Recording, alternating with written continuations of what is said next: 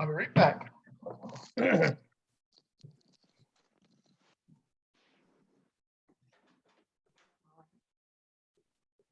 Okay, I'm starting my next meeting. Okay.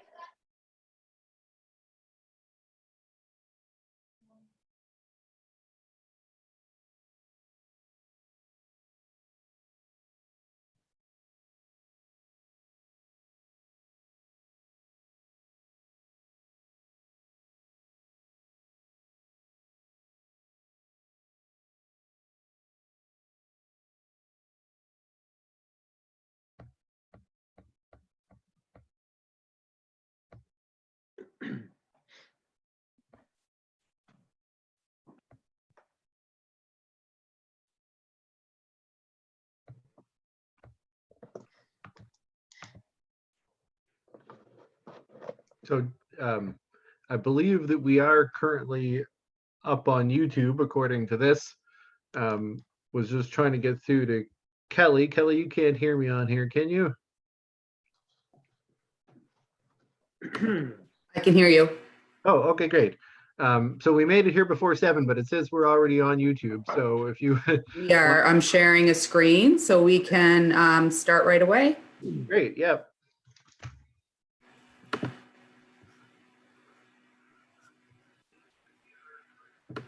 Good evening. All right, there we go. There's David. As soon as everybody's here, we can start. Who's not here? I can hear you. I think everybody's there, isn't they? I think we've got everyone. Okay. Maureen is not on tonight. No. No, I'm going to try to take any minutes that we need. Get Okay, ready with the corrections next time. okay. All right, let's begin.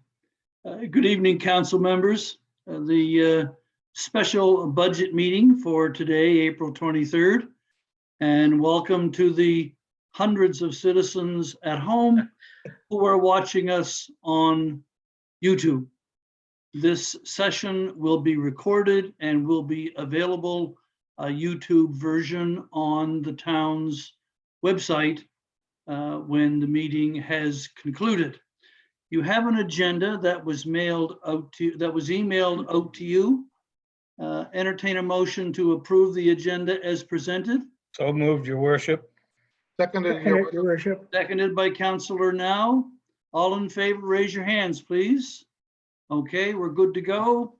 Let's go to item number, the first open session item is the staff reports.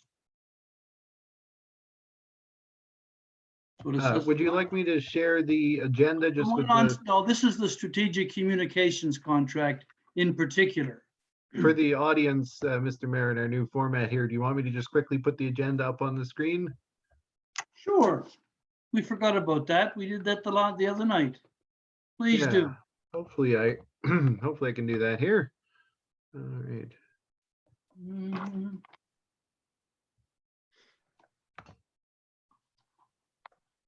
Mm, Sorry, 1 second.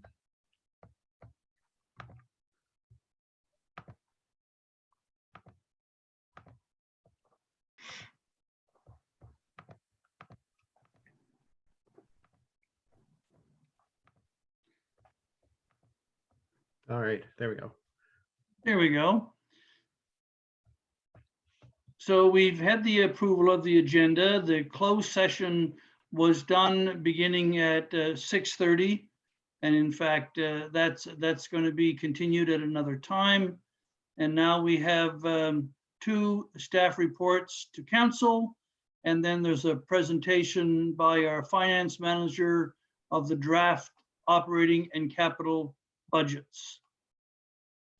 Okay, first item, the staff report to council on the strategic communications contract. Mr. CAO, please. Sure. So this was a report on the allocation of the communications contract last year.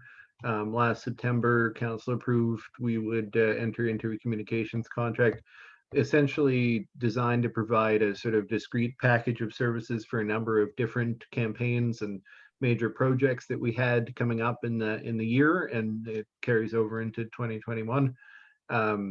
So in the report, it just describes what the actual allocation turned out to be based on the hours worked. One thing that I should note about this contract, it has a monthly retainer amount, which is irrespective of the hours on the statement of work for that month. And the expectation is that over the course of the contract, the hours will make up the original estimated hours. So while we have used, because it's the fiscal year, $30,000, as you'll see noted in the report, the allocation of hours represents about a third rather than half of the hours under the contract, which means that in fiscal 2021, the estimated allocation of hours would essentially give a better deal to the projects that the actual work is on, based on the allocation of the same fixed $30,000 across closer to 600 hours. So I can take any questions, and then I just want to note that where this is an active contract, many discussions may need to take place in closed session, so we can earmark that for a future closed session. When this topic came up at the last session, I believe Councillor Feeney had suggested or requested that someone from SkySail might attend the meeting to help us understand this document and its content and what they're doing for us. Was that not possible to arrange?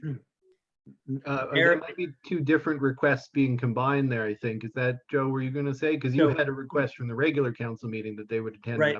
So Mayor, that was just the notice of motion that was deferred till the next council meeting. And at the next council meeting, the intent would be to invite SkySail to come to a future council meeting, which I'm assuming would be in May. And then at that time, they would be able to provide any advice that they may have about the logo issue. And then we've also, subsequent to that, we've also had Councillor Carver's motion that sets out a bit of a path. So we may be able to benefit from SkySail's advice at a future meeting. That's what that motion was, just a notice of motion. Thank you. Anyone have any questions about the allocation? Feel free to ask. I think my only question, Dylan, is I think you laid it out well what the 2019-2020 allocation was. Going forward into the new fiscal year, of course, we have a similar appropriation for the budget, but yet we don't necessarily know the allocation. When we had the original arrangement, of course, we were under the impression that a good significant percentage of the overall allocation would be on capital related items that haven't or are not likely to come to fruition. So I'm wondering about next year's allocation, if the intent is to still have a split between capital and expense, and if it is going to be expensed predominantly, is that going to be reflected in Luke's package later on today, or do we just have placeholders for the time being? Yeah, I can certainly speak to that. So, primarily, as you say, we did have some big capital projects which are dependent on external funding, which haven't moved forward. But the 2019-20 year, two of the major allocations within the contract, which is the greenhouse gas reduction and the asset management work, are externally funded. So those are FCM and Provincial Department of Energy and Mines Low Carbon Communities funded. And that comes to about just between a third and a half of what we spent on the contract last year was actually external money. So my thought would be, based on what's currently in the budget for operating initiatives, if those operating initiatives are in the final version of the budget, there are a number where we would allocate a communications amount, and that potentially would be a fair bit of the allocation of the contract. And by that, I'm referring, I don't want to steal Luke's thunder, he's going to go through this in detail. For example, there is a climate and energy sort of 2021 project that's proposed there, where we go past the end of completing our plan and begin implementing the heat pump programs, solar garden programs, other things with residents. It's a 75% utility project, but we would be eligible again there's a lot of development of materials around those programs for residents around the heat pumps and things. So somebody has to do the final graphic work on that. So that's an example of something that, could be under the contract, could be externally funded. Happy to do kind of a breakdown based on the current budget, or wait till we have a first discussion of the current budget, and then, but my expectation would be what you've seen in front of you in terms of the budget, we'll be able to allocate the costs. It's just how is going to be based on council's decisions about whether anything is staying in or coming out of that budget. Okay, so cutting to the chase, next year's budget, that incremental $30,000, we don't think that it's going to drive a bunch of expense pain into the budget. We think that the allocations between expense and capital should be similar to the original program. Not on each individual project yet, but at a portfolio level. I think where there will be any difference, we could probably make it up in external funding on the operating budget, so that wouldn't Okay. affect us. Yeah. Okay, thanks, Mayor. Okay. Any other questions or comments? Councillor Bain? Does that mean that on May the 12th, they will be at that meeting? That was the original part of the discussion, was there was a motion made by Councillor Feeney. And now is that actually going to be on May the 12th? I believe that would be our next regular council meeting. I believe I'm just going to have the opportunity to post the motion at that meeting, John, and then if it's approved, then the invitation will be extended. You're kind of both right, if you don't mind. Joe, we actually have a regular meeting next Thursday, the 30th. So that's the meeting at which we'll have your notice as become now an actual motion. And then it'll, if it's passed, trigger Skysail to come to the 12th. So that's what John was originally thinking would be the correct date. Presuming they're available on the 12th, the 26th would be the next opportunity. So once we have the motion, we'll confirm their availability. And as far as Joe, if you want to talk about the wording of that motion, just a reminder, we do need it tomorrow for the package. Maureen sent you an email about that. So Hey, thank you. Like I've got the art of procrastination down. So tomorrow, it seems far away. Yeah, worry about it tomorrow, Joseph. Okay. Anyone else have a comment? Hearing none, okay. CAO, did you want to have a closing remark, or shall we move on? no, I'm good. In the interest of giving Luke more time, I think we can move on. Okay, project budget estimates. So this one contains a number of different estimates and supporting documentation around the estimates that are reflective of things that are in the budget. Either in the case of the town hall renovation, that's an item from the previous year's budget where it is much more defined at this point. The other items are requests that we had for pricing to go into the budget. So this report just details that we had some recommendations from the Economic Development Committee, as well as from Chamber, and some past direction from Council during the year to ensure that when we got to this budget process, we were in a position to consider projects in relation to the comfort stations, waste receptacles, and security cameras or security systems. So it's all there for information. Happy to answer questions, but really the discussion about what do we do with any of this information, that's when you'll have that on the budget. Okay. There were some good floor plans and things anyway. If anybody has questions, just let me know. Yeah. And the CAO and I were talking today about, depending on the outcome of the budget discussions, whether or not some of the construction projects could in fact begin now, where construction folks are looking for work, they are deemed to be essential. They're not impacted by the COVID limitations that a lot of us have. It might be a good opportunity to get the work done and inject a little revenue into the local economy. But that will depend on the budget's decision. Anything else on that item? I can see Luke's warming up. Okay. That brings us down to the draft of the 2021 operating and capital budgets documentation. 100 pages, 99 pages, I think it is. With that, Luke, over to you. Or, I'm sorry, CAO, if you'd like to introduce the discussion. Oh, well, I can certainly say we've had a lot of work from various staff departments to give input into this budget, primarily from Luke as our finance manager, and pulling it all together and creating a presentation for council and for the public to read along. I believe it is available on the website now. So while Luke will probably do some screen sharing, if you're a member of the public and you're watching this and you want to go get the actual document, you should be able to find that on the town's website under the meeting agendas link. So Luke, without further ado, it's all yours. Thank you, Dylan. Okay, so I'm going to try to do this whole screen share thing. And hopefully this will work. Can you all see the budget? Yep. Well, Perfect. Sorry. Okay, looks good. perfect. Okay, so I'll start with, this is just the draft page, it's sort of showing the contents of the budget, sort of just where so we can go through and find everything.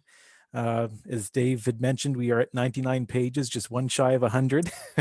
So it's quite a document to get through. So I'll try to get through as efficiently and thoroughly as I can without boring any of you too much. Moving along to page 3. This is just a general high-level summary of the budget this year. We can see that the revenue budget for 2020-21 comes in at $3,067,621. This represents a drop of 4.24% over the prior year. The operating expenses come in at $2,819,164, which equates to an increase in operating expenses of 2.74%. I'll be discussing the factors that contribute to that revenue drop here just in a few minutes when we go into the detailed revenue sheets. But for now, we'll keep on moving along. Down on page 4, this here is just a general summary of, it's a new section of the budget that we added this year.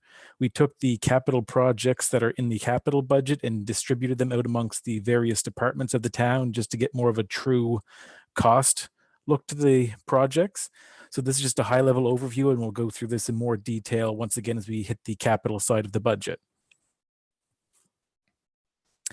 The next couple pages here are just some general graphs.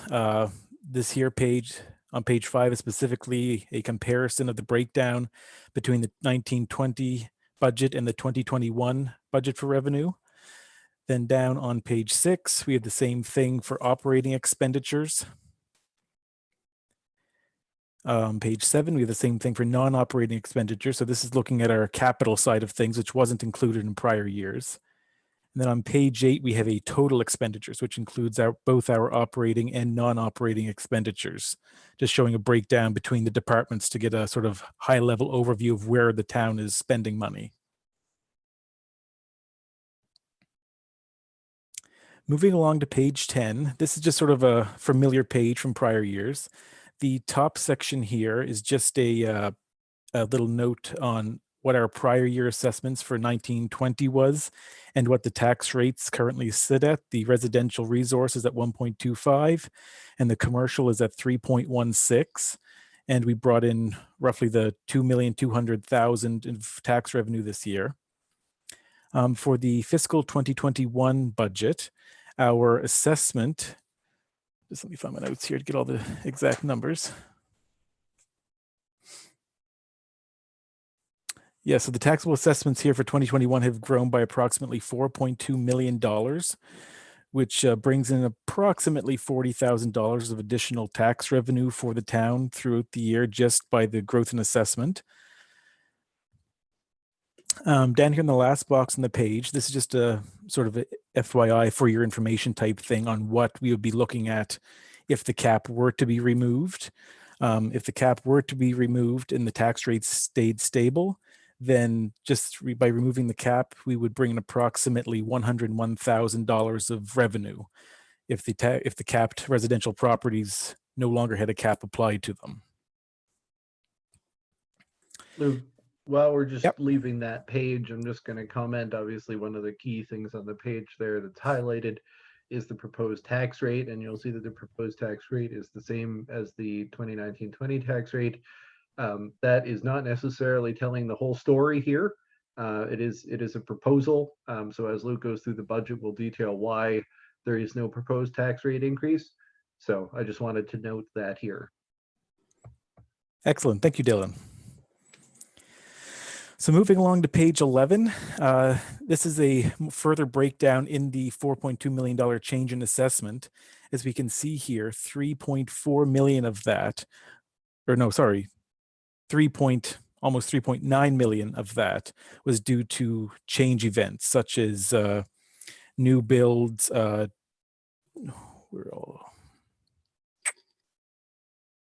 yes, a new build, the sale of properties where the cap was removed, major renovations, that kind of stuff. So those kind of changes led to 2.71% of the 2.94 increase, and only 0.23% of the overall assessment base increase was attributed to a general growth in assessment.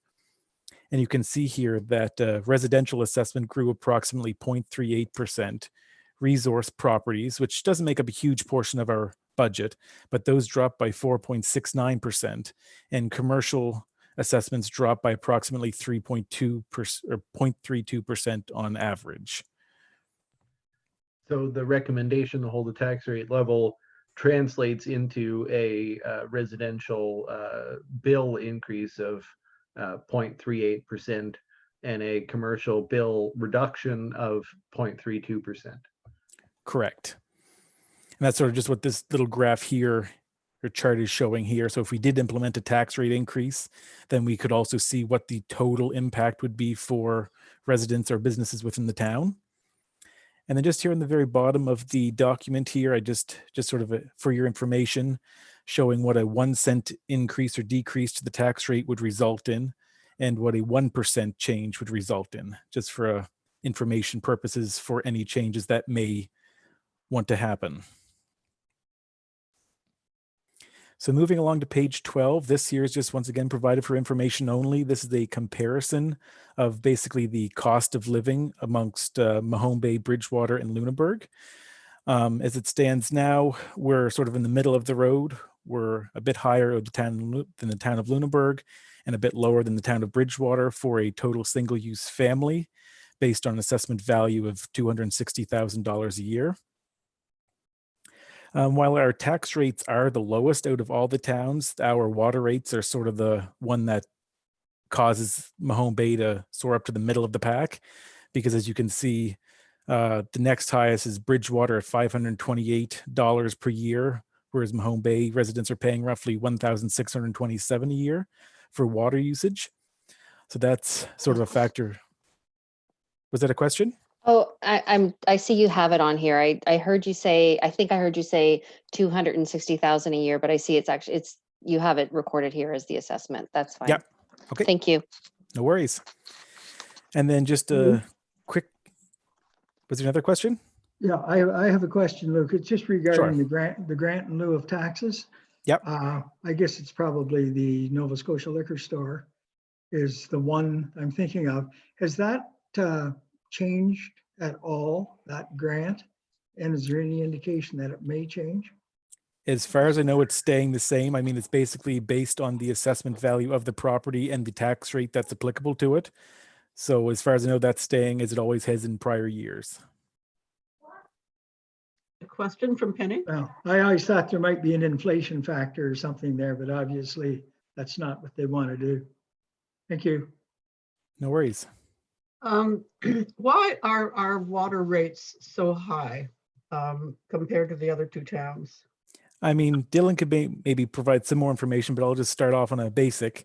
It's basically just, I mean, operating a water utility is an extremely expensive process. the regulations and the treatment of the water, the regulations remain the same regardless what scale the plant is on. So while all the fixed costs remain the same, the base that our water rates can be distributed out over is significantly smaller than that of Bridgewater and Lunenburg. So the individual residents just end up having to pay more to support those fixed costs to keep the treatment plant running.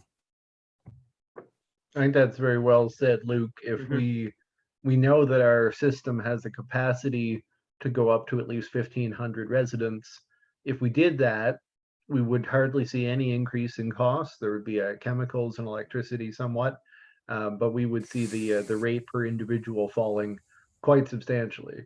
So it's just a matter of the scale of the system not being able to account for the fixed costs, as Luke said. Just to follow up on that, is there any sense that when the new nursing home is in full functioning mode, that their consumption might affect this rate? It will certainly be new consumption. We don't have any metrics on how much they're going to use. We do have a nursing home currently, so unless the current nursing home usage were to stay, whatever the new use of that property was, around equivalent, we wouldn't necessarily have reason to project a very large increase, although I know there will be more beds in the new nursing home. So if we had a major user come into town, that would certainly drop our rates, is what you're saying. Right. Yes, for example, breweries, a great user of water. Laundromat, another one. For sure. So if there's not any more questions, I'll just keep on trucking along. So just at the bottom of this sheet, it's just another comparison based on commercial property taxes. And yeah, our commercial property tax is the lowest amongst the three. So, while this is sort of misleading because the tax rate itself is the lowest, but then the actual assessments within the town, the values are usually higher because of where they're located. But just based on the $260,000 base assessed value, our commercial rates are the lowest, and hence that's why this is displayed the way it is. That's an excellent illustration, Luke. I think it really is quite helpful. Excellent. Good to hear. Yeah, but if I remember from last year, our commercial rates, the assessments seem to be going down. Right. And once again, this year, the general trend for the commercial assessments was another decrease by, I think it was 0.34%, if I remember correctly. That's 3 years in a row, I think, that the commercial assessment basis declined. Yeah. Well, it's not big. It all adds up. And we should note on that, just because people watching might not have the context that we do. I think, Joe, you would know quite well, but I'm pretty sure the provincial trend on decline on the commercial base is actually more than the decline that we've seen over the same period. Relatively speaking, I think it actually isn't declining as much as what the norm is around the province, or at least that's my understanding. Okay, so I'll move along then to page 13. This is the detailed revenue tab of the budget, where we get to go through and look through all the changes in the revenue. So basically, as mentioned earlier, there was a 4.24 decrease in revenue budgeted for this year over 2019-20. Two of the main factors that caused this. I will just scroll down through here. Just a second.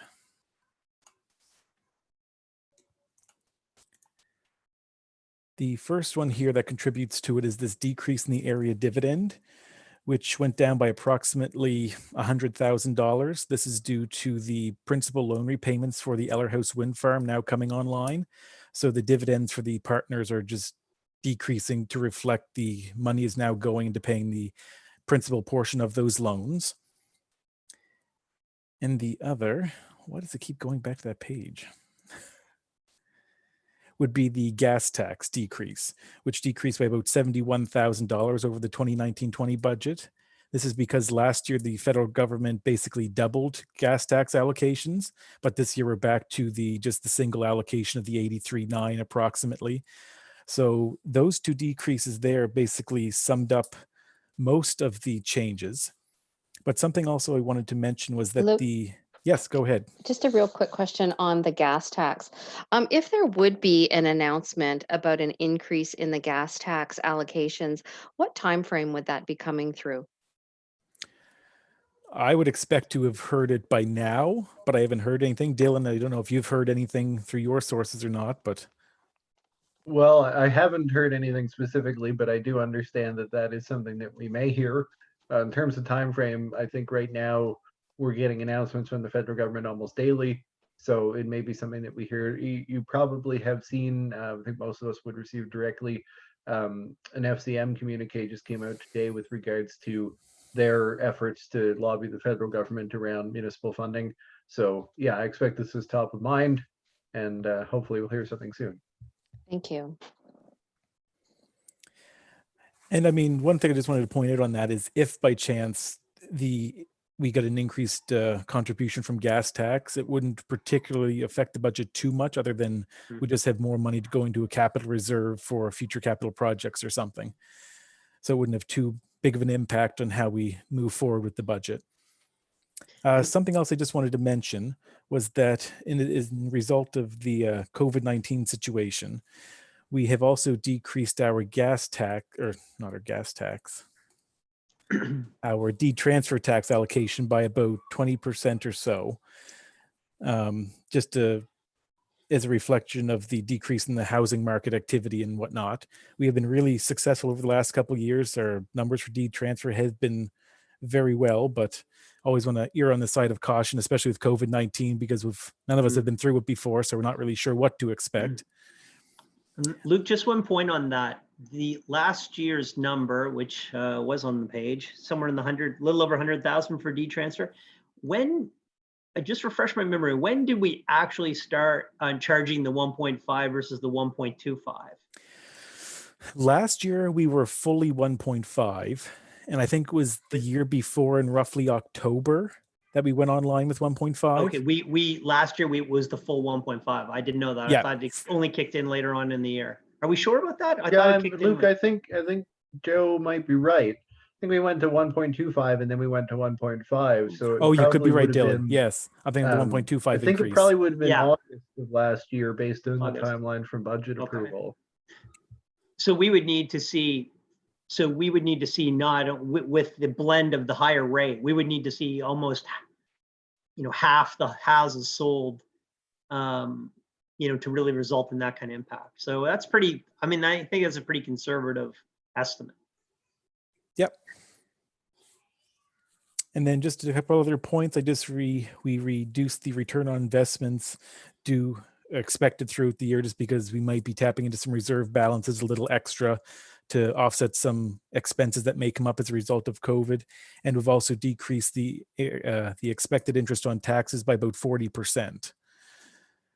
And I'll just comment briefly on that. The first one of those two is reflective of the NSFM's communications with the province of late, wherein it's been indicated to us that while we will receive a response from the province on cash flow, they do expect that part of the municipal response around COVID may be that we are incurring borrowing costs to continue with projects if we reach that point. I expect that's probably more of an issue for next year, and hopefully we'll have an answer from the province within the next week. So we're optimistic, but we wanted to be cautious there and just look at what if we had to cover a temporary, 1 month shortfall in cash flow by dipping into the operating reserve in an unexpected way.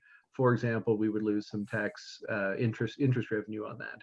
And the next one, Luke, that you mentioned was with regards to the receiving tax payments from residents and the loss of interest on those.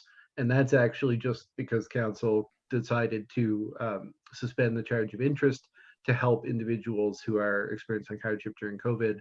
So that one was not an estimate, but rather that council made a decision, and the cost of that decision is reflected in that change. Luke, I just had one question on that page. The generous donation that we received associated with the Bayview Cemetery, is that just denoted inside the cemetery cash balance? Yes, it is. Not on the revenue side? Right. Okay. Thanks. No worries.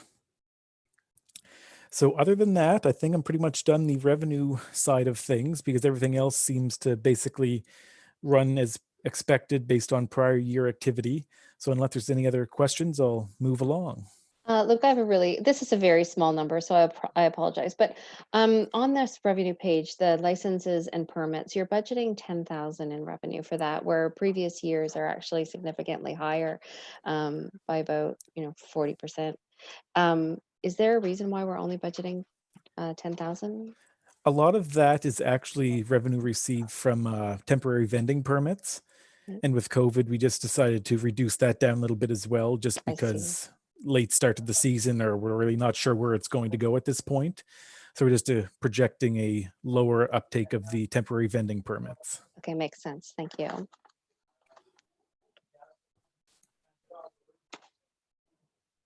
Okay.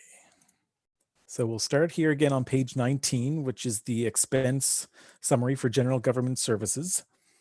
This is a pretty lengthy section of the budget. So we'll start here up in the first section called legislative. A couple points I just wanted to point out. This year we have a new line up here called Mayor's Newsletters for 2,500.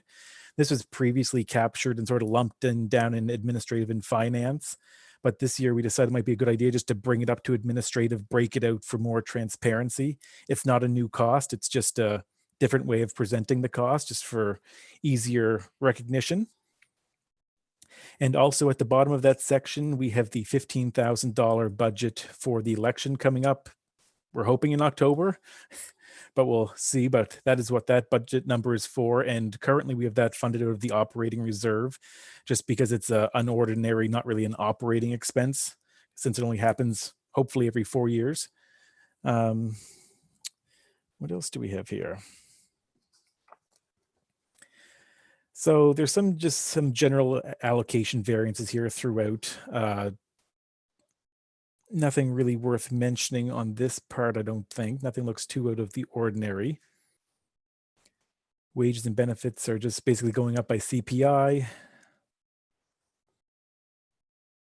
Down here on midway through page 21, for taxation and other general administrative services, we increased our budget for the tax rebates up to $20,000 just because we're expecting possibly a higher uptake on this program this year.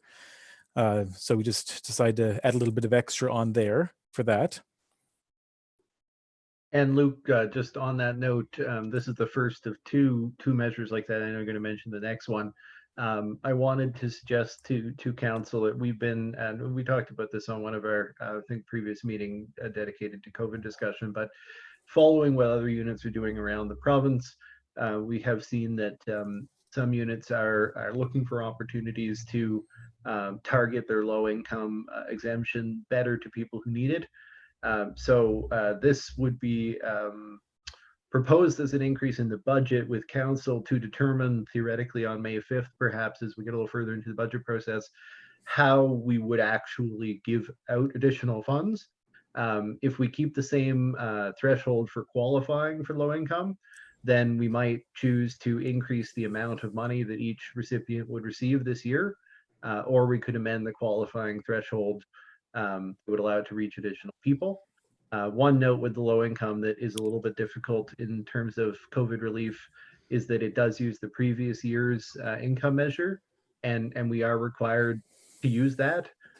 So it doesn't allow us to take particular circumstances into account right now. Colleen? This is a formatting question, Luke, and sort of Absolutely. a wayfinding question for the document.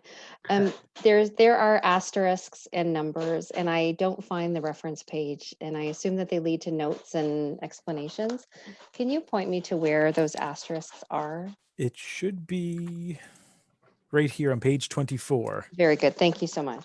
No worries. But Colleen, we were having trouble keeping it at an accessible font size. Yeah. So I suggested that Luke go back to academia and use footnotes there. So that's why we have that. Oh, yeah. Great. Thanks. So I'll move along here down to the next page. Something else I wanted to draw your attention to is about halfway down this page under other general administrative services. The conventions, memberships, and travel budget has decreased significantly this year, but that's mainly due because we have split out the CAO expenses on its own line this year, once again, just for transparency and tracking purposes. So that's why that looks a little different, but there's really not much of an increase there at all over prior year. It's just split out differently. And who knows, we may not have much occasion to use it this year, but that's Very not what Luke's possibly. comment was about. And then here on the top of page 23, another point that I wanted to draw attention to is the grants to organizations. Last year we had budgeted $4,000, and this year we're bumping that up to $9,500. Once again, just that's what the number we chose here for the draft budget. That can change depending on what grants come in, what council decides they want to do with it. But just add some extra money there for funding some local organizations during these difficult times. And I'll just note on that as well, of course, we would be determining if council is comfortable with the budget allocation, then before the close of the budget process, how that would be allocated. For example, just to give you an example from municipality of Chester, we could finish out the regular grants allocation to the groups that applied for grants ahead of the March 31st deadline, which was extended to April 14th. And then we could separately do a call for those organizations that may, as a result of COVID, have had to cancel fundraising or had other difficulties in terms of cost. So it's up to council whether you would choose to allocate it to the original grant applicants, do another call for applicants, or another option that hasn't been considered. We just wanted to make sure that the doubling of the funds available was reflected here. Thank you, Dylan. Moving on, just one last thing I wanted to note under general government was here about halfway down the page. This is a new section that we added in this year for non-operating expenses. So basically we put a line in every department for the capital projects for the year. Once again, just sort of showing where the capital costs, what departments they belong in. So here for this year, general government, we've got about 100 it actually should read 104,000. This is a typo, which will get corrected in the final version of the document. But that's basically $100,000 for the renovations to town hall. So I think moving on, just make sure I covered everything. So yeah, overall, general government increased by about $41,000 or 6.55% over the prior year. Most of that is related directly to the election costs and the COVID response measures. Only 1.65% increase is attributable to general cost increases in normal expenses.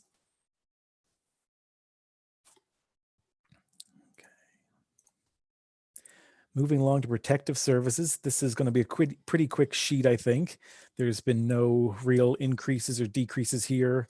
One thing, the budgeted RCMP allocation went down slightly from last year just because the actual was lower than budgeted.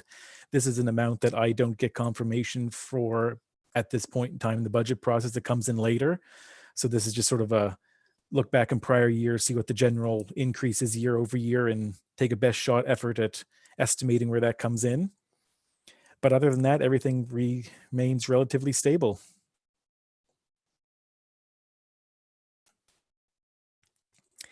The next sheet here on page 26, we'll look at the fire protection services budget. One of the biggest changes here, I guess there's two of them, but this is by far the biggest, is the first line there for the water supply, the hydrant fees for $177,000. This is in relation to the water rate increases that have been going through. And this is as per our schedule approved by the UARB for the hydrant use of the fire department. And Luke, just while we're on the hydrants, it's kind of big picture context, and I'm sure when we get to the capital, it'll be a little bit more obvious, but the water rates that we have now, including the increase in April, are predicated on a fairly ambitious capital program that's dependent on external funding.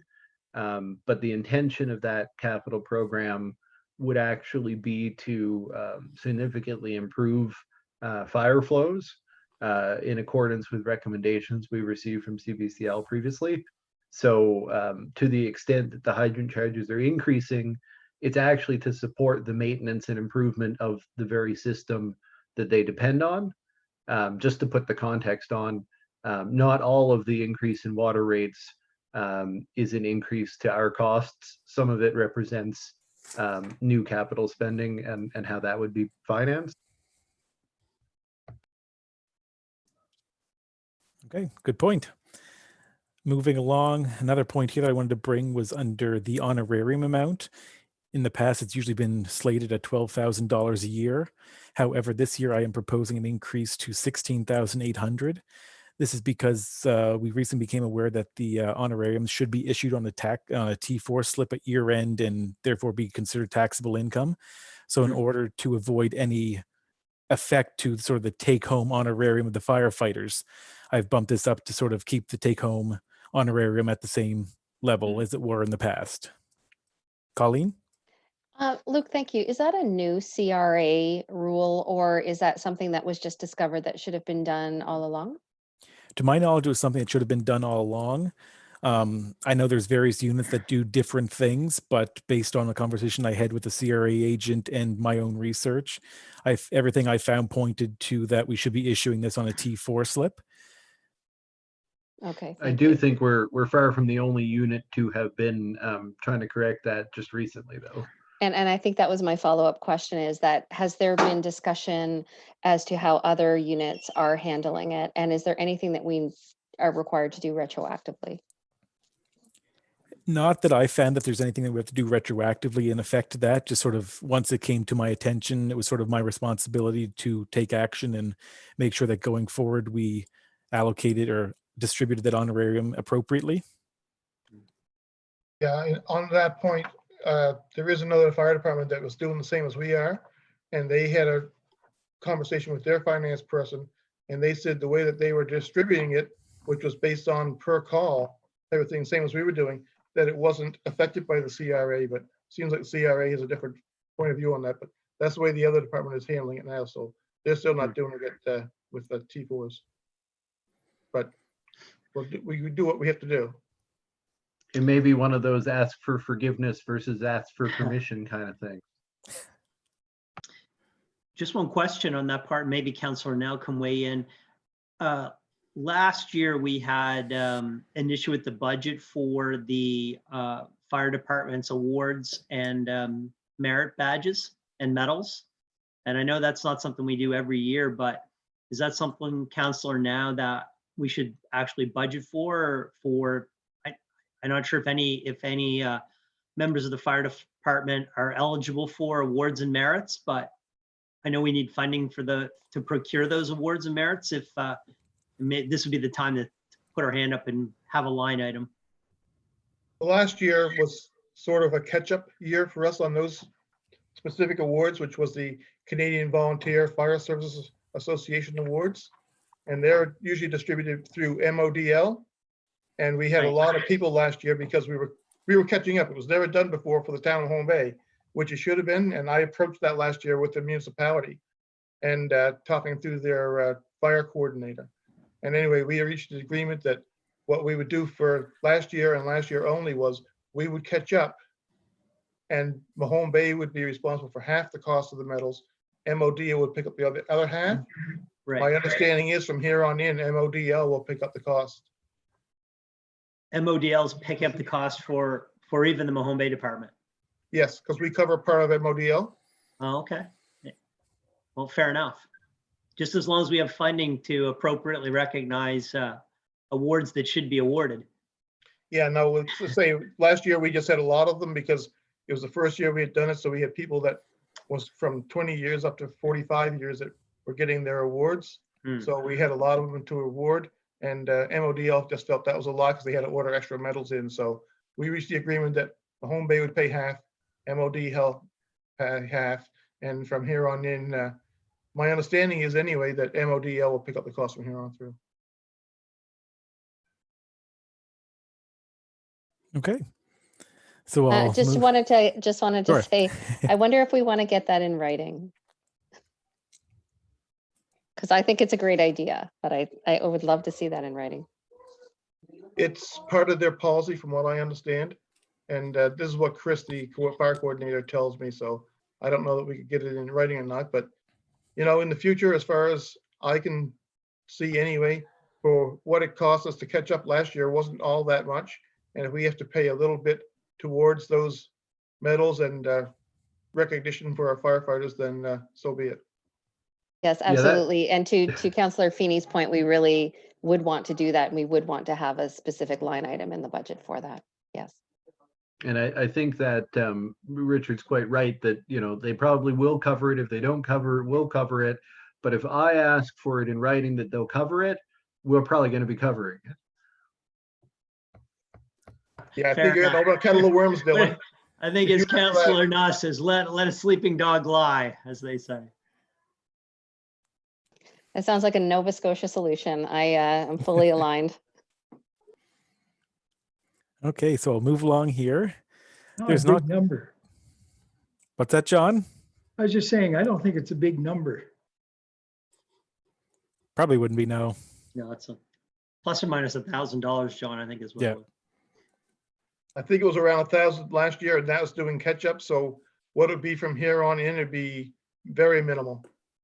That's what I'm indicating. And the other expenses here on this page actually has a little bit of room, I think, for that. So Yep, for sure, Dylan. That's a good point. Just sort of a catch-all bin for anything that might come through that's unexpected. And yeah, so basically that's all that I really want to draw attention to with the fire department budget. Basically, this year's budget represents a small increase over prior year, roughly. Basically half the increase is attributable just to the honorarium increase in the operating side of budget, because right here we see I've got it broken out based on the operating and then the operating plus the hydrant fees, just to sort of have a bit more clarity, because the hydrant fees can be so skew the results so much because they are so large. So there's not too much of a change in the general operations of the department for 2021. And then down on page 28, once again, just want to draw your attention here to the non-operating expenses, which is the capital projects budgeted for the year of $2,373,500. That's for basically give or take 2/3 of the fire station project at the $3.5 million budget, plus a couple other various PPE capital expenses that are expected to happen through the year for the department.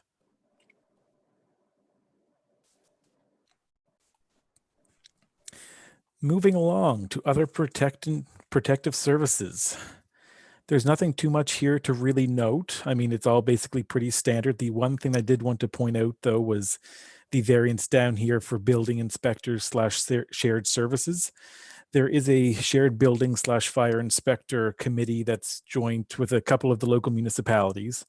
And last year, it was really in the beginning stages, so we were really unsure as to what sort of expenses would be expected throughout the year to administer this service.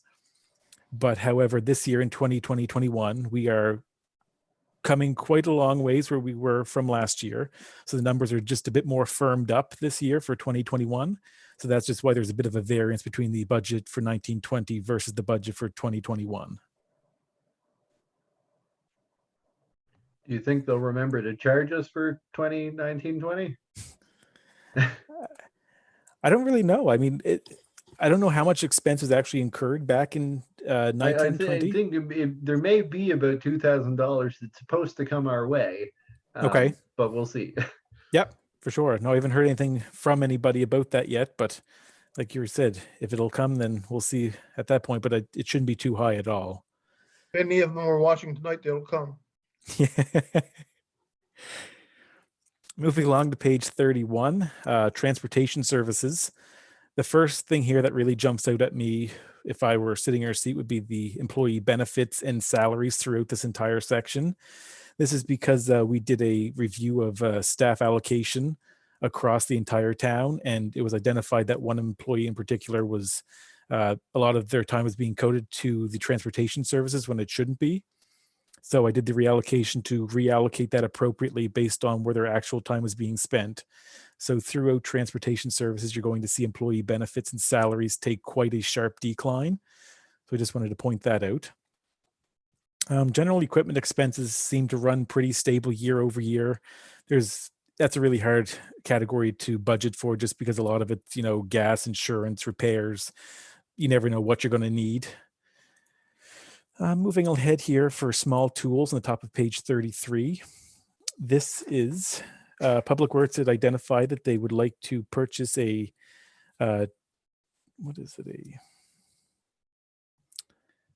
trash pump and a portable generator for 2021. So that's why you see the large increase here, just to get some extra equipment on hand to help the transportation staff do what they need to do and do their jobs effectively. And those pieces of equipment just don't meet the capitalization threshold, which is why they're here. Correct. Moving along. Once again, you can see quite a sharp decrease in salaries here at the top of page 34. That's just based on the point that I discussed earlier.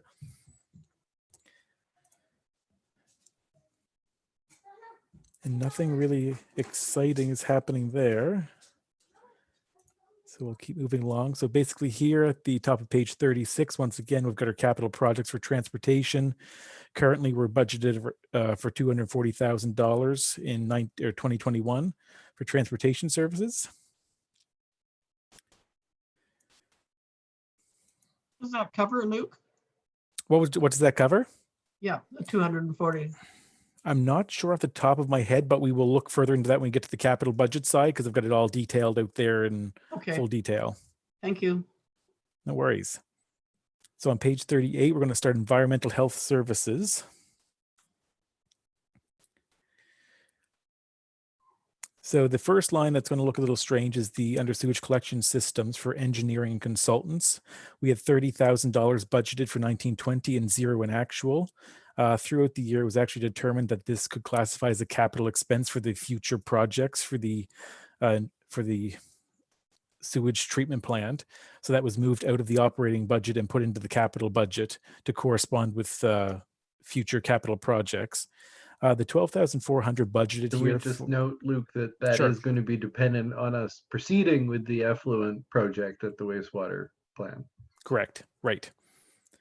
The 12,400 or the 12,400 here for 2021, that is for a basically utilitization type study, just sort of trying to get some rates, sewer rates possibly established. It's something we're looking into to try to make the sewage collection system self-sustaining, sort of funding itself, funding depreciation, sort of acting like say the water utility does.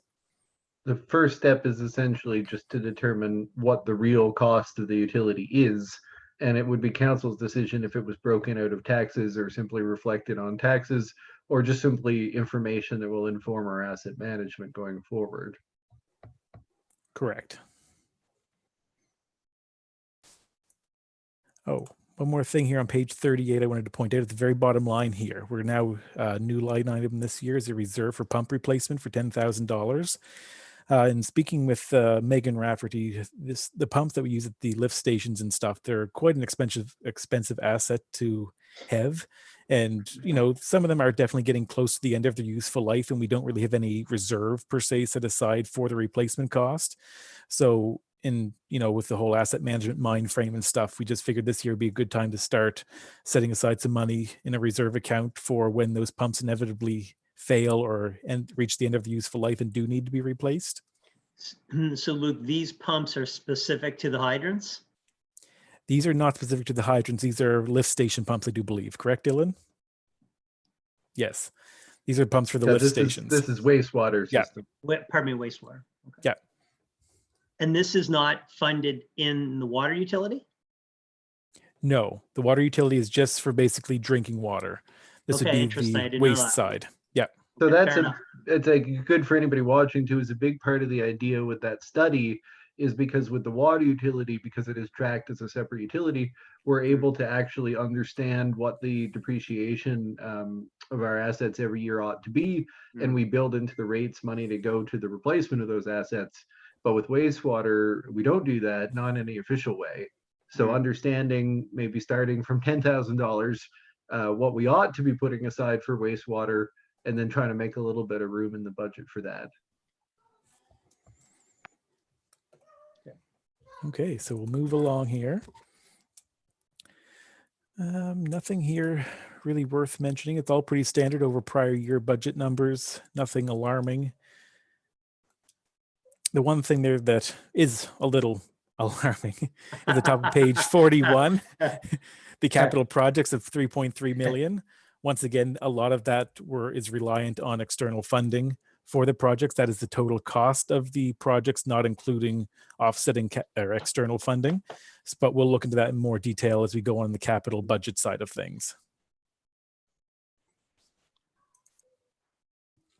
Next on page 43 is just public health and welfare. This is basically just our cemetery operating grant for the year to offset cemetery operating expenses while still contributing the plot sale revenue to the perpetual care fund is the method that we're using. And then the regional housing deficit is just an annual contribution that we make every year, and it remains relatively between usually $10,000 and $15,000.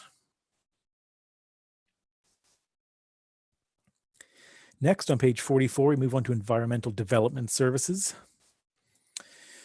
The first item that I'm just going to point out is the legal and advertising. 1920, we budgeted 61,000. We only used 5,000. That's just because the MPS/LUB review was not completed this year, but it is once again budgeted for next fiscal year. So, and I expect it'll probably happen. So we put that back in the budget for 2021, and that will be funded out of the operating reserve just because it is an odd type of transaction, not really a regular recurring transaction that would be seen on an annual basis.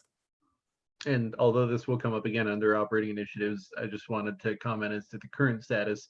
So we have put out a request for proposals for this project. We have received 7 proposals, and later in this budget process, staff will be delivering a closed session report regarding those proposals. Excellent. Moving on down this page a little further under community development, the accessibility initiatives. This is a new operating initiative that you'll see as we go further through the budget presentation. Once again, that's funded through the operating reserve. So it's not really coming out of general taxation revenue this year. Further on down, public comfort stations. We've decreased the budget in this for 2021 just because we expect a late opening season for the public comfort stations as a result of COVID. We're sort of unsure, so we do expect right now probably to have a later opening season than typical. So we just decided to decrease those expenses a little bit to reflect that reality. The community beautification line, once again, is 22,000. That's linked up with an operating initiative that we'll look at further. And the same can be said with the climate mitigation initiative here. So we'll look at that a little bit further in the presentation. If I could ask a question, Sure. in particular about the comfort stations, there's been discussions and requests from the Tourism Chamber of Commerce in Mahone Bay to have the comfort stations open ideally year-round. Does this 20,000, although it reflects, as you suggested, the reductions because of COVID, but does it reflect the anticipated cost of operating them later into the season, post-Christmas, or in fact for the whole year? I'll comment on that, Luke. Sure. No, that's not in here, but it is reflected in the 2021 project budget estimates report that we received for information earlier tonight. Okay, thank you. So we'll move along. So just here, one more thing to note is the capital projects, the amount of 126,000. That will once again be covered later on in the capital budget section of the presentation.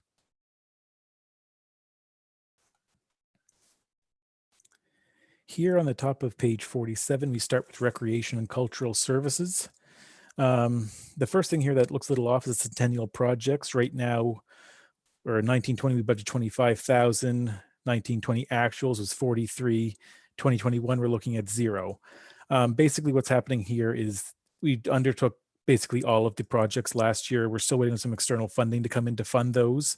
So that's sort of why the actuals this year looks a little offsetting. And also we expect to have a couple more expenses come in this year, but the external funds we receive expect to have a net 0 impact on the town budget. So that's why the 2020-21 budget is $0 for that line. And Luke, is the 43,000 a net of external funds received up to March 31st, or is that just a gross expenditures number anyway?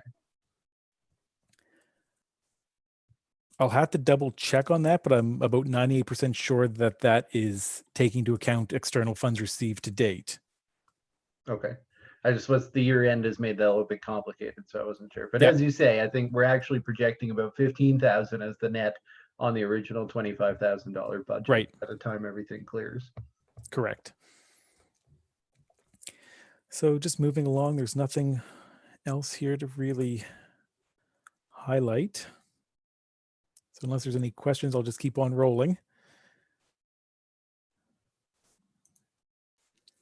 So top of page 51, we're looking at education, fiscal services, and transfers. The education amount here, this is just mandated to us by the province. So that's, I believe that number has been confirmed by communication I received from the province. So that's gone up by quite a bit, but it is a big number. So just a small increase can result in quite a large impact to the bottom line. Principal installments on debt repayments. Sorry, Luke, can Yep, you, sure. Luke, so we're 422 for education and the whole program is 3 million on the revenue side? Just refresh my memory here on the, Yeah, I know, can't remember off the top of my head, but it's always a question about, yes, we do collect revenue. Thank you for your taxes. However, we don't keep it. We pass it along to our partners at the province. That's a big line item, right? That's, yeah, for sure. Would it be correct to say somewhere approaching 15% of the overall revenue budget goes to education? I would say that wouldn't be a far Somewhere shot in that off. range, right? I mean, I know last year when the budget was finalized in the sort of mayor's communication that was sent out, we included a little representation of sort of where the tax dollars go to. Right. And I mean, between education, RCMP, that takes up a huge chunk of the revenue that we bring in. So I think this year, once again, once the budget is finalized, we'll do like a little graphical representation or something just to sort of show, how much of the tax revenue actually goes to the town for our operations, as opposed to go off to other agencies for various activities. I'm just sore eyeing that, but that certainly looks like it's a increase beyond CPI. I would say so too. I haven't calculated it myself right now, but I would say absolutely. Twice CPI times 2, I would almost. Yeah. What are you using for CPI? Like 2.2, 2.3? I believe it was 2.2 this year. I Yes. think that's what Joint Services is using, the same number. Yeah. Just to comment, I think that increase too is due to the increase of our assessment. Yes. Yes, Fair it enough. is. Based on assessment. Yeah. Yeah, fair enough. And just also, just also noting with regards to how this could be displayed, the infographic that Luke represented, we did last year, also in Halifax and I think Hants County, and certainly this is common across the country, municipal bills state the provincial tax rate like a fire service rate with a rate of cents on $100 of assessment, just to show that that is actually a provincially imposed tax rate. So that's, something that units do just as an educational tool. Yeah. No, that seems like a good idea, just to increase clarity on really where the tax dollars is going, even on the tax bill itself or something. So yeah. So moving ahead here, debt charges, principal repayments, not really expecting any increase here over last year's actual. We did project a higher budget last year, but due to some of the capital projects not being able to move forward due to no external funding received, it actually ended up being lower than was expected. Here on page 52, we're just basically looking at a summarization of funding various reserve accounts, various funds. Luke, if I could just ask you to just go back to the previous page, the very last line item, the debt financing. The debt financing charge, the $84,000, later on in the deck, is that what we have denoted as coming out of the capital reserve? Is that the number that we're using? Yes. So yes. Has that been our convention historically? Like, so have we done that in the past, or is that something that we're just doing this year for the first time? In the past, we have always, at least since I've looked back and since I've started, we've always funded the principal payments of debt out of the capital. out of that, out of that Right. pool. Yeah. Okay, thanks.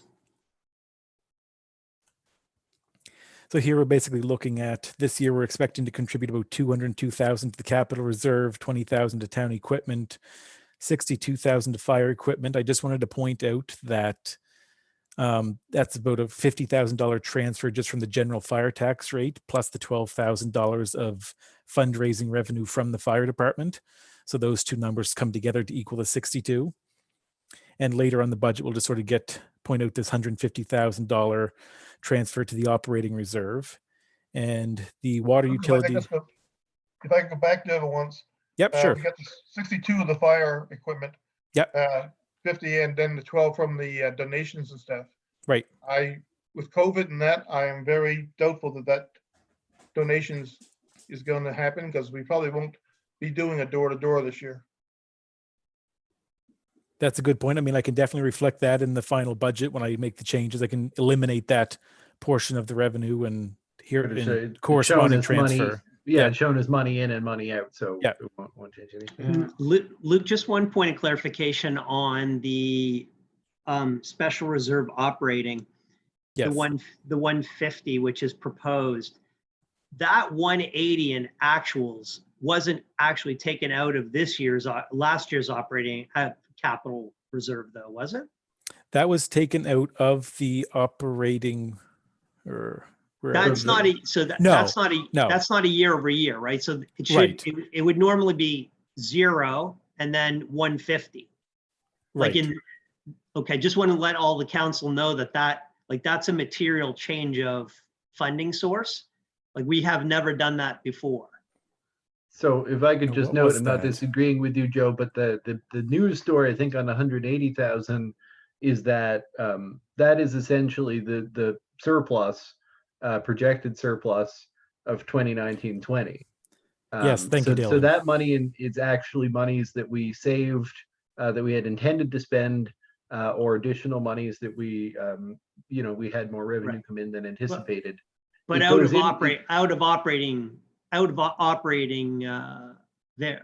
operating variance.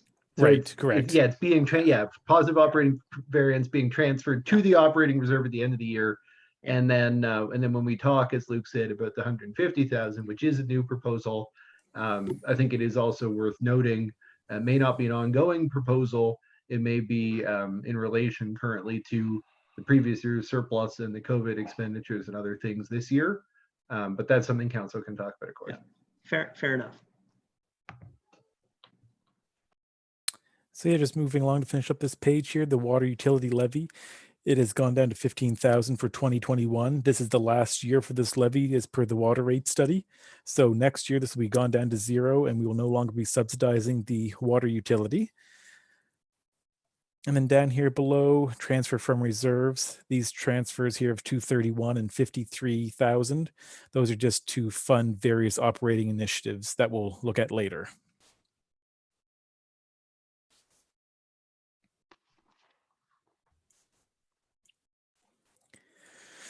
Okay, so moving right along to the water utility. I'm just going to quick flip through to my notes on this just to make sure I don't miss anything. So there has been a decrease in the actual results here for fiscal 1920.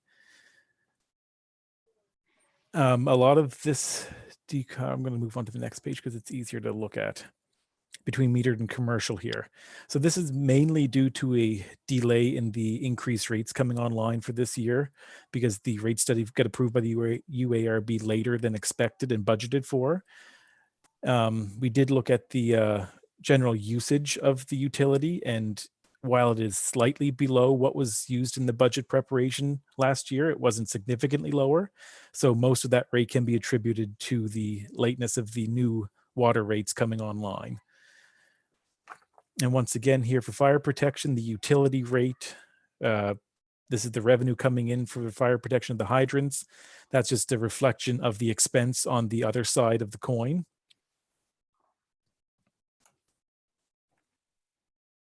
That's always just an in and out anyway, so. Right. Yeah. Out of town general into the water utility. That's right. Here on page 57 under other 10,500, a lot of this here is due to a receivable on Dorian claim for cleanup of Hurricane Dorian and stuff.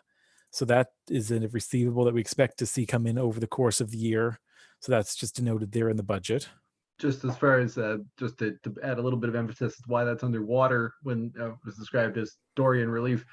Primary cost incurred during Dorian was the rental of a portable generator and operation of that generator at the raw water facility, while Nova Scotia Power took, I think it was about 8 days to restore the power out there in Oakland. So we now have, thankfully, the town has put in a permanent generator there, a propane-based generator. So that won't be situation if we have a future hurricane like Dorian.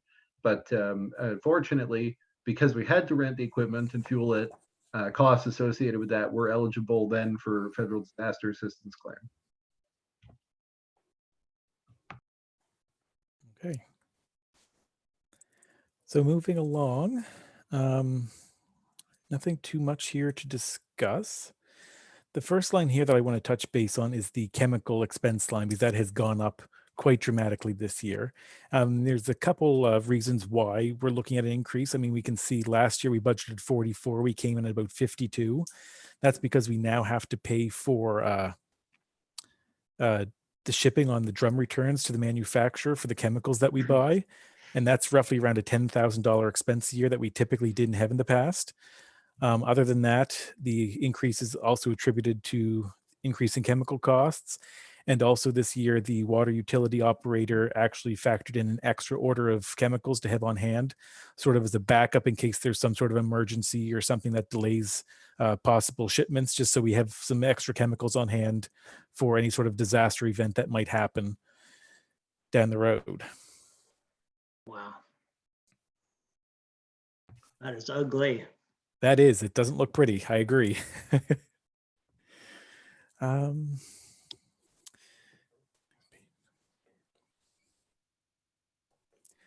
So here, the one that really stands out is the operating labor line. Last year we budgeted 66,000. This year up to 85. This here is a result of that transfer that resulted in low wage and benefit expense in the transportation services budget. And it has now been reallocated back into the water utility after the employee time allocation activity that was performed. So that's where that increase there comes from, or at least the large majority of it, plus then of course CPI and that kind of stuff. Luke, the reallocation based on your your new workflow study, right, was that done before or after the water rate case due diligence was completed? That was done before that was done.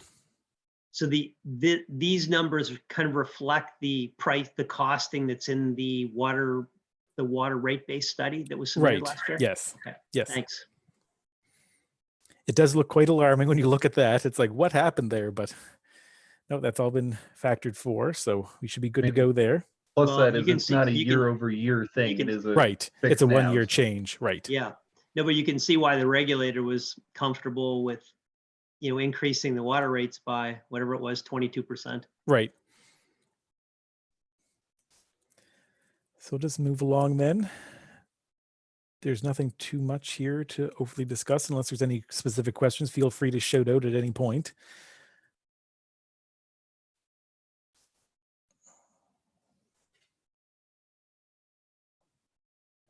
Just something to note here, capital projects is once again quite a large number of $3.3 million. This is just sort of based on the large infrastructure projects of replacing the water, wastewater lines that we have budgeted in the capital budget. A lot of that is going to be factored once again on receiving external funding to complete the work. So that's where that number comes from. And once again, we'll discuss later once we hit the capital side of the budget. Now on to the electric utility on page 65. So this year we're looking at not too much changes in consumption. As far as electric utility goes, one main thing I wanted to point out here was the sale of excess renewal certificates. These are the sale of certificates to Bullfrog through the area program. I'm not 100% sure. Maybe an area board member could clarify why that's gone down, but I have confirmed with Lindsay, the treasurer for area, that there has been a significant decrease this year and that this is an accurate representation of Mahone Bay's share of that revenue. Sorry, Luke, we were talking about it actually just, I guess, while we were getting on the call for council tonight, so I can clarify what's happened there. Perfect. We have provincially mandated renewables targets. And so as of the beginning of 2020, we're required to have 40% of our own source, or 40% of our generation being going over to the town. So it used to be that we would produce 42% and we'd sell everything down to 25%. We'd sell the credits to Bullfrog because 25% was our required level. Now that our required level is 40, the 15% that we were selling, we can't sell anymore. So that just is because we were exceeding provincial renewables targets before, and now we're keeping pace with them, but we don't have that extra credit to sell. Perfect. Thank you for that, Dylan. Just moving along down here in the other category, this is up higher than budgeted for last year. Just once again, we've got a portion of the Dorian claim relief factored into that budget as well, as we discussed earlier. This is the really interesting part of the electric utility budget for this year, mainly because the imports that we're now purchasing from area for power, it's really going to highly diminish our demand for NSPI power. We can see that last year we budgeted $1.67 million for power purchases, but this year we're actually dropped down to 1.236 million for power purchases, and that's mainly due to the savings accomplished through imports. I have touched base with area just to confirm that these numbers are correct based on what they expect the town demand to be, and that is accurate. So we do the utility recognizes a huge savings on power purchases for the 2020-21 fiscal year. This looks like such a success story right here. I would great. say so. Yeah. Just two comments in that regard. The first one being, of course, we do continue to have to work very hard to enjoy the ability to import without additional tariffs, and that will be something that we have to go through on an annual basis. So expectations are good for 2021, and we will kind of have to reconfirm our ability to go to the market and what we're going to hear. Hopeful that by 2022 Nowco is online and this will look even better. And then I just wanted to add with regards to what this enables us to do, and it will be evident as Luke goes through here, but it's essentially doing two things. It's helping to fund the reserve for the electric utility, which is great with surplus, but it also is covering a lot of asset reinvestment and asset management work within the utility, transformer replacements and work like that, which has been needed in prior years. And in an effort to keep costs low for residents, of course, we have not always done as much reinvestment in the system or reserve planning ahead as we probably should. And so this is really providing us an opportunity to do that, thanks to the extra space without any increasing of rates for residents. Okay. So I'll move along. There's not too many other out of the ordinary expense categories along the way here. One here under other expenses is 86,000. That is all based on operating initiatives, once again, that we'll look at once we look at the operating initiative spreadsheet. And once again, a lot of that's the stuff I was just talking about. Yes, exactly. Yeah. And here you can see that the total capital projects for the utility for the year is 223,500. Of that, 148,500 is the utility share of the cost that's not from external funds. And right now we're projecting that all of that can be covered by the utility's operating revenue for the year and still leave us with an operating surplus in the amount of $147,000. So that's pretty spectacular, I think. Cover your capital plus still have 147,000 surplus. That's the first for many years. Yes, I would expect. But many, many years ago, when I was sitting here, we could always pool. We always had about 98,000, and then it went down. So, like as Councilor O'Neill said, area is a win-win thing for us. So. Absolutely. Seems like a wonderful thing to be involved with at this point in the time, that's for sure. Yep. And we're just going to note for anyone viewing that the surplus goes into the electric utilities reserve, so it stays with the electric utility and electric utility customers. Right. So moving along to page 70, we're getting into the cemetery budgets. The first one here is for Park Cemetery. Expenses, revenue staying pretty much in line with prior years. Just wanted to note that the perpetual care sale of lots, $3,500, that is getting added into the perpetual care fund, is denoted here at the bottom of the sheet, just to try to get the perpetual care fund up so the cemeteries can start becoming a self-sustaining entity, so the town doesn't need to fund their operations into the future for eternity. So that's definitely a good initiative that we're taking on. For Bayview Cemetery, once again, expenses, revenue pretty much stable as there's not much activity happening in there. So that's just sort of a same as last year type of situation. Okay, so on to page 72. Luke, I know Yep, it was already sure. noted previously, but that's where the donation revenue to the cemetery. Right. There. Yeah, right there under donations, a $20,000 donation for last year. So that all went to the perpetual care fund for Bayview. So that'll greatly help us on achieve our target. That's for sure. So I'm just going to status of funds. So the one thing that I wanted to quick point out here, actually it's on the next page, so I'll forget about it right here. But basically this here sheet is just giving us a high level summary of what funds we have available to fund what sort of activities. So such as operating surplus, operating funds, general capital expenses, equipment expenses for the town, equipment expenses for the fire department, water and electric utility, and then just some random other funds that we have access to. And the first column represents available to Right. us to begin the budget process, and the second Correct. one is the projection that takes into account everything in this document. Right, exactly. So down here we get into the sort of more detailed view of what I just showed you above. So this shows the estimated balance for these funds here as of March 31st, 2020. And then it shows the estimated expenses from the funds and the estimated income for the funds through the year, giving us the ending balance at the end of the year. One thing I did want to note that will be changed in a further update to the document is this capital reserve balance of $657,000. This should actually be $747,000, which would then give us an ending balance in the amount of $672,000. That will be that has been updated and will be updated in the next budget document that council receives.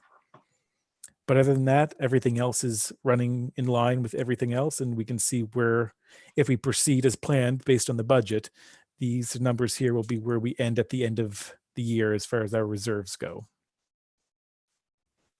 And considering the number of things and the fact that it's an unusual year with COVID, it's good to see that overall forward momentum despite the significant number of projects. Exactly. And something else I do want to point out while I am here is with the number of operating reserves or operating initiatives we currently have in place, the $150,000 budgeted transfer to the operating reserve this year. If it weren't for that, we'd be looking at having an estimated cash balance in the operating reserve in the amount of $50,000 at the end of the year. And that's definitely getting a little too low for comfort. So that's sort of why we factored in that transfer during the year to try to help offset some of the operating initiatives that we took on through the year. I think you referenced, particularly in light of COVID, it's made us think about operating reserves. Right. And there's a guideline that, is it from MFC, the guideline on what to try to maintain? Yep. And it's a 6-month operating reserve for or 6 months worth of operating expenses is what the recommended best practice is for your operating reserve. So we definitely need to try working on getting that balance brought up. A long way away, but we got yes. to work that way. Yeah. Right. But I mean, to be frank, I mean, at this point, what else could we do? I mean, we're the entire tax base is going to the operating budget now, plus $150,000 transfer out of the capital base. I mean, there's not too many more tools in the toolbox to spike the operating reserve other than the good old fashioned just cut expenses. I mean, that's another way to increase your operating reserve. Just don't spend as much on the expense side. And I think this year's surplus is probably the largest single contribution to that operating reserve in a long Yeah, time. totally agree. Absolutely. This year's I mean, surplus definitely. I think to your point though, Luke, it's just important for council to know that in as much as we're trying to support the operating budget and the very material growth in that budget, it's been, I think the G&A is up over 60% during this term of government. All the money from the tax base is going to operating now. Not one nickel of anyone's tax rates are going to capital projects as it stands now. And that is a marked departure from 5 years ago. Right. I mean, 10 years ago, we had to fund all the capital and the expense from the tax base. Right. Now we're only funding operating expense. Right. So moving along here to page 74, this is just sort of graphical representation of sort of our debt projection based on the capital projects slated for the next 2 fiscal years.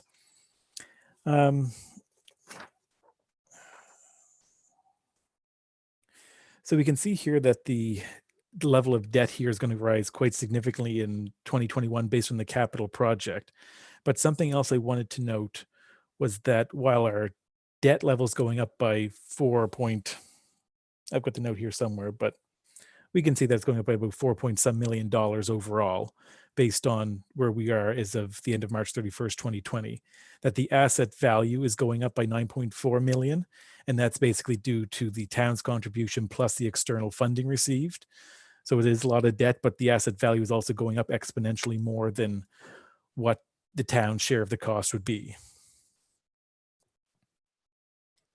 And going forward here, March 31st, 2022, we're looking at the increase is reflected in both the loan or the debt amount and the asset value, just because that is the mostly made up of the final portion of the fire station project and also the possible purchase of the new fire truck, which we don't think we'll be receiving any external funding for. So that's just something to keep in mind for going forward. Luke, if you had an opportunity, and don't make this high on your priority list, but it would be, I think, of value to council, if you could kind of illustrate that information on the capital loans and kind of weight it, like time weight the interest rates. Like we have a lot of loans, as you know, on our books today that are coming off, that are rolling over, but they're rolling over at 5.5% interest. And going not next year and the year after that and the year after that, and they're going to be rolling into 2s and 3s. So I wouldn't spend a lot of time on that, but I think it would help council feel a little more comfortable with the amount of increased debt, knowing that it's true we're borrowing more money, more principal, fair enough, but our borrowing costs are actually on average moderating because of lower interest rates. I think that would be important to weave into the conversation in due course. Yeah, no, for sure. I mean, right now, most of the interest rates that I have factored into this projection in the short term are actually quite low, because right now I believe BMO Prime is at, what is it, 2.4%, and they give us a 0.75% reduction on that for short-term borrowing. So the interest rate I think we're paying is 1.4% on the debt for short-term loans, and then once it rolls over to the MFC long-term debenture, then we're locked in a set interest rate for 5, 10, 15 plus years, depending on what the term of the loan is. So any loans that we're already currently in, we're already locked into that interest rate with MFC, so we won't see any savings or anything in that regard. But I guess the point I was making is that a lot of those loans, like they roll over for renegotiation within, say, 2 to 3 year window. Most of those, I think, just looking at last year's financials, a lot of those things roll over in 2021, 2023 to 2023. So it's not a big dollar. Yeah. It's like 40, 50 grand, but yeah, it would definitely save some for sure. And just for anybody trying to follow along, that would be for, say, an asset that has a long useful life and we want to borrow for it over 30 years. You have to do a 15-year term and then renegotiate at the 15-year mark. And so if the interest rate situation's improved, which it has, then that's actually beneficial in terms of our annual interest payments. Big portion is still the principal. Not Yes, just and that's not going to go away. fair enough. Unfortunately. That's the hard part. Isn't that the truth? So moving along here on page 75, this is where we get into our special operating initiatives that I spoke about earlier. I'm not going to go through any detail line by line, but basically I really had to sit down trying to figure out the best way to display this for council's information.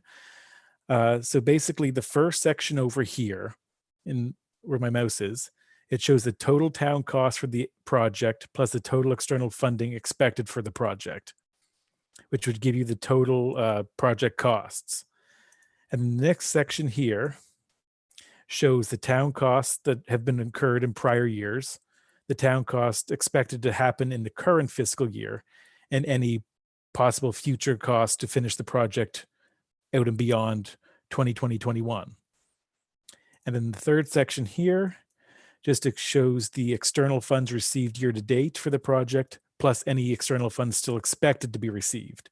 Just to trying to get a full picture, like if it's a single year project, it's no big deal, but there's a couple items here that are spread out over several fiscal years. So just trying to get a better full picture view of the project and what the town's cost, what external funding is to be received, just to give council as much information as possible when making their decisions. So that's basically the layout of this sheet. And I just basically went through and laid out all of the operating initiatives that has been discussed among staff for council to review, and the associated costs, which are all reflected already in the operating budget and will be funded through the operating reserve transfer, or I think there's a couple here coming from a gas tax transfer as well, depending on what the nature of the project is. Yeah, I was just going to mention, Luke, that column didn't make it onto this page, I guess. No, I noticed that too. I think I might have to add another appendix or something to this just to show the funding for these various projects. One of them, the breakdown is reflected there on the asset management initiatives in the note. Yes, the top one. The main thing to note otherwise here, though, is that the GHG reduction initiatives, I'm actually, you may notice in the description of, oh, there's typo in the numbering, number 3, the second number Whoops. 3, which should be number 4. In the second number 3, you'll note there that it refers to climate and energy initiatives, and I think probably better title than GHG reduction initiatives. We actually have this set up as being partially funded through the electrical utility, and it speaks to some of the customer-facing electrical utility programs. So while we may have called them greenhouse gas reduction initiatives here, the thought is that actually the utility would be funding the customer-facing initiatives, and we'd still go to low-carbon communities for 50% funding on that for both the town and the utility portion. Yep, excellent point. So this is just another continuation of the operating reserve or operating initiative document. Oh, and Luke, that's an opportunity to note, just there's a bit of a change from prior year here, where we had an item that does not meet a capitalization threshold. We've had some initiatives here that are essentially capital-like operating initiatives. So when you look at the waste receptacles, I think in prior years, you would have seen an item like that on the capital budget. And that is partially speaking to the use of the operating reserve for what would have traditionally been capital when you're putting money from capital funding into the operating reserve. But I just wanted to note that those are here because we've taken a capitalization threshold $2,500. And so individual receptacles less than that, they wouldn't count. Now, I'll also note that if we were to go to ABCO for the 3-stream squad pods, I think they may actually exceed $2,500. So this item might end up being capital after all. Excellent point, Dylan. Thank you. So moving on to page 77, this is where we get into the capital budget. So this sheet here just sort of shows the different revenue streams, the capital revenue streams that have been noted as capital in prior years. Shows our infrastructure charges, our deed transfer tax, gas tax, dividend from area, and then the fire service revenue for the reserve. That fire service revenue for reserve is directly contributed down to the fire reserve here. So that's sort of just an in and an out in this case. But all of the other revenue then gets split out to repay principal debt charges, the equipment reserve transfer, the operating reserve transfer, which we spoke of earlier, and also to offset the water utility levy, which will once again be gone next year.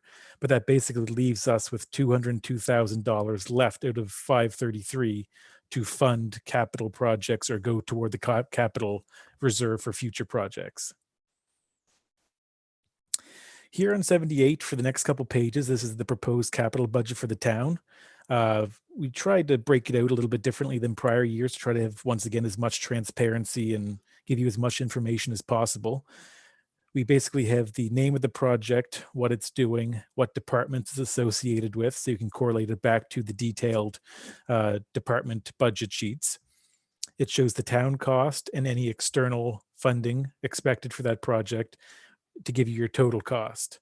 And down below here, it also shows the source of the town fund. So for example, this one, the source of the fund is borrowing, and there's no external funds projected. However, down here for the fire department radios and pagers, the town source fund is the fire equipment reserve, and the external source for $3,500 is the emergency services provider fund. So that just sort of gives you the big picture to see where the money is coming from and how it's all getting factored in. And Luke, even though I think you've done a tremendous job trying to fit a ton of information in, this still doesn't give you the biggest picture, which you're going to get to, but just for context on this, the 10-year capital budget, which follows this, some of these projects are multi-year projects. And so what you might be missing here is the remaining part of the project that would be projected for 2021, sorry, 21, 22. So if that, if the total budget for the project goes over multiple years, you want to flip to the end of this section to see the context of that project in the 10-year capital budget, and then you can see the year-over-year costs. Right.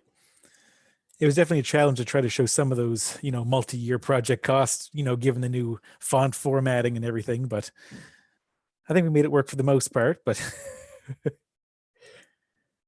so going along down the bottom of page 81, this is just a summary sheet of the different funding. Luke. Yes? Sorry, I had a question still about the capital budget town. They build new fire station. Sure. And the figure you have in there is 2,256,000 roughly. And Right. I thought we had used a figure of 3.5 million. So Yep. We that sort of hits on Dylan's point that he just made about not being able to see multi-year. So basically what we did is, since the project's not expected to be completed until next fiscal year, what we did was we took 2/3 of the cost of the 3.5 and allocated it to this year. And the extra 1/3 you will be seeing in the 10-year capital plan is hitting next fiscal year. Thank you. You're welcome. So here we can see that the total capital cost for the capital projects for the year will be $9.45 million. And here we can see the breakdown of where that money is coming from, with $303,000 coming from capital reserve, $60,000 from equipment reserve, $7,000 from the fire department equipment reserve, $4.153 million in borrowing, and $4.925 from external sources such as grants and that kind of stuff, which is all detailed above based on the individual projects. And anyone looking through, I know the counselors know this well because it was the same last year, the vast majority of the borrowing is geared towards just a couple of very significant projects, two of which, the shoreline and the water and wastewater line replacement projects, are only able to proceed on the basis that we receive 73% external funding, or in the other case, 90% external funding. So while there is projected borrowing, the likelihood of that borrowing materializing would be dependent on all of the different federal funding lining up in 1 year. Exactly. So moving along on page 82, this is now looking at the water utility capital budget for the year. The format is staying the same as it has in prior years, or not prior years, but is above with the town capital budget. It's a little bit shorter, but ultimately it comes down to a total capital plan for the water utility in the amount of $3.325 million. And you can see once again the breakdown coming from the water reserve, borrowing funds, water general operating funds, new services, and then external sources and grants. And once again, like Dylan pointed out above, a lot of the borrowing is dependent on getting the external funds from various levels of government. And here on page 85, we've got the capital budget for the electric utility, which totals the 2.2 or 223,500, as mentioned when we looked at the electric utility operating budget, because the 148,500 share for the electric utility is coming directly out of the operating revenue for the utility. So we don't have to contribute don't have to bring anything out of the the electric reserve to fund this year's capital projects, which is great. So that reserve can keep on building for future need. Moving along here, we just added 2 graphics, I believe it is, just for a graphical representation of the overall capital budget for the town and the 2 utilities. Here we can see that out of all of the projects combined, 7.346 million is coming from external funds, while 5.652 million is coming from town funds, which includes the borrowing as well in that. And here, once again, it just sort of breaks down the town segment a little bit further, showing that the basically $5 million is coming from borrowing overall, assuming we get the external funding of necessary to complete those projects. And then we've got the 469,000 coming from reserves and the 177.5 coming from operating funds. Here on page 88, this is just a quick overview for your information, basically, of the various deed transfer taxes throughout the province. As we mentioned earlier, the town of Mahone Bay is currently at 1.5%, which is, basically almost half of the other various municipalities throughout the province. There's nobody over that. So, I'd say, at the 1.5%, unless we're looking at going down, then there's really nothing to consider other than having this information for you to peruse at your leisure. Dylan, on that point though, are we legislatively capped at 1.5, or could we theoretically go higher if that was the will of council? No, we're capped at 1. I'm only asking for a friend. Yes, no, tell your friend we're capped at 1.5. Fair enough. Okay, so moving along, this is the notorious 10-year capital plan sheet, starting on page 89. So as we can see, to sort of further on Penny's point, here on capital project number 9, the fire station, we can see the 2.256 million in 2020-21, and then another 1.128 million coming up next fiscal year. So this sort of gets you the full picture of what may not be seen in the just single year capital budget projection. So basically, this runs the course of 3 pages. The first couple years here, we tried to get as much detail as we possibly could for projected future capital projects. It does not show any sort of external funding sources applicable here. It just shows the total cost of the projects. But then you'll see here, once you get out to 2024-25, it drops off to 84,500. I just want to make a point that that's not actually our expectation that our capital projects will decrease that much. It's just we need to take some more time to fully develop, just because this is a new sheet this year. So we got it out about 5 years this year, and hopefully by next year, this time we'll have out the full 10 years with an accurate. So, and I'll just comment too, since Yep. council has established the asset management committee, and a lot of the work of that committee and staff's support of that committee is intended to help with the long-term projections here, to get some accurate sense of, as we make the investments that we're making, hopefully then the need for capital investment goes down. And so we'll be working, specifically on that longer end of the 10 years in more detail over the coming year. Excellent point. Okay, so I think that's it for that capital plan, unless there's any other questions or anything. Page 92 and 93 are comparative residential tax rates across the province. I've highlighted the town of Mahone Bay current rate at 1.25 per $100 of assessment, just for ease of recognition to see where we stand in the pack. Basically, we're standing right in the middle based on these comparative rates. Now, mind you, these are 2019-20 rates, just because most units haven't set their 2020-21 rates yet. But as of last fiscal year, this is where we stood.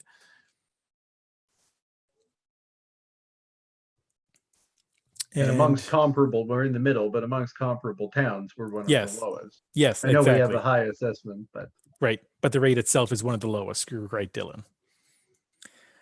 Page 94 and 95, we look at comparative commercial tax rates, the same sort of story. We're really sitting right in the middle of the pack, but just sort of provided for your information. Some light bedtime reading if you want. Moving along to page 96. We won't spend too much time on this tonight, just because I think that there's going to be another meeting sort of dedicated to how we're going to allocate all of these funds. But I just wanted to provide this to you for your information and review. Basically, in the budget, we've got $9,500 budgeted for grant allocations. So far, we've received over that in grant allocations. We're actually received over $285 more applications than what we have funding. And there's a couple here that we have yet to receive an amount for. They just requested a random amount, however much we're willing to provide. So that's something we'll have to discuss further in that meeting to see what exactly allocation we're going to give there. But those are the applications received to date. And just to jump on there may be questions, but I wanted to stress that, as we talked about earlier, the typical allocation amount, last year's budget amount was $4,000, and I think we allocated $3,500. Right. So when we look at this, if council's decision on increasing the budget, if you say to 9,500, we would not necessarily be allocating 9,500 against these applications. The intention there was originally 3,500, I think, against these allocations. And it's part of council's decision making, if we're increasing the grants allocation, whether to apply any of that increase to this applications group, or whether to do an additional call or find an additional way to allocate that money. The intention there was that it was COVID related, and many of these applications were for things that, obviously that was before that. So just wanted to stress that. We'll talk about that on May 5th in more detail. Excellent point, Dylan. Thank you. Moving along to page 97, this is just the subsidies that the town gives out. Basically, these are very static year over year. Not much excitement happening there, just same old business. And then same here, page 98, 99. We're just looking at tax exemptions given to various organizations as we have every other year. Basically, it's just based on their assessment values in the commercial tax rate base. So those very slight changes for the year. If anything, they've gone down because that's the sort of the general trend of the commercial assessments. And with the commercial rate proposed to stay the same, then there's really nothing too much there to discuss. And believe it or not, 10 minutes to spare and we've finished the budget package. We should have put a 100 page on that just I said know, it, really. Yeah. But we're Questions. done. Are there I'd any just like- questions? I'd just like to say that was very good, Luke. The work you and the staff have done on that, very appreciative and easy walkthrough. It's great. Excellent. Thank you, Carl. Indeed. Fantastic. Anyone have any questions? Luke, I would echo the deputy mayor's comments for as many of these budget presentations as I have seen. This was by far the most complete and easiest to follow through, very methodical, very logical, and well laid out. You and your team did a great job. So thank you. Thank you, Dave. Yeah, great job. And I think as we seem to be at the end of questions for tonight, I just wanted to make sure everyone's aware that the plan from here now is that we are going to be having a series of additional budget meetings. So we'll be following up this presentation with discussion of what we just saw at the budget meeting on Tuesday evening, the 28th, and I believe that's at 7 p.m. Yes. And on Monday at 5:30, we will have the continuing story that we didn't get to tonight. Monday at Monday at 5, we're gonna have a special meeting. 5. It's actually at 5.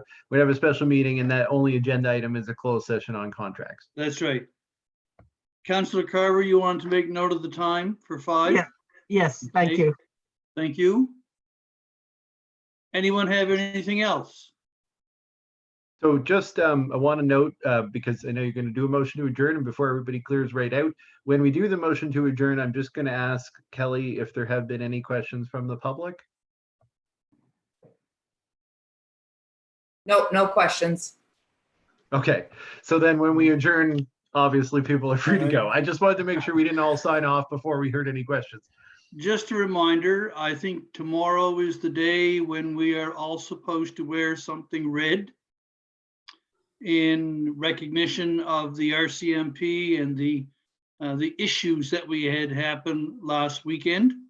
So I'm ready. Joseph, you're getting close there. Oh no, I'm just wearing wearing the same sweater as John. Gotta get coordinated. Tomorrow, wear something red. If you've got a Nova Scotia tartan tie, perhaps, or anything Nova Scotia tartan, you could display it in the window of your home. And I know Facebook, there is a page from the provincial government where they've got a provincial flag you can print, and they're asking us to put those in our windows as well, in recognition of the Nova Scotia citizens who died last weekend. Okay? All right, entertain a motion to adjourn. Seconder? Seconded, we're adjourned. See you later. Thank you. Great Thanks, job, everybody. Luke. Thanks a lot. Thank you. Have a good night.